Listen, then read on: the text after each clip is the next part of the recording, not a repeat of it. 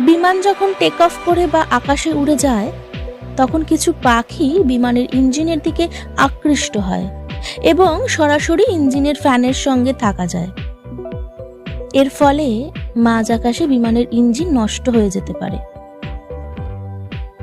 বিমান যখন take off করে বা আকাশে উড়ে যায়, তখন কিছু পাখি বিমানের ইঞ্জিনের দিকে আকৃষ্ট হয় এবং সরাসরি ইঞ্জিনের ফ্যানের সঙ্গে ধাক্কা খায়।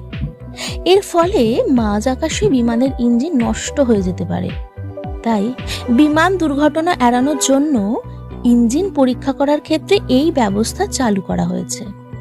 এখন ইঞ্জিন পরীক্ষা করার সময় এটা দেখতে হয় যে বিমানের এই ইঞ্জিনের সঙ্গে জীবন্ত পাখির আঘাত লাগলে কোনো ক্ষতি হবে কিনা। তার জন্য জীবন্ত কোনো পাখিকে ইঞ্জিনের দিকে ছুঁড়ে দিতে হতো, ফলত পাখিটির মৃত্যু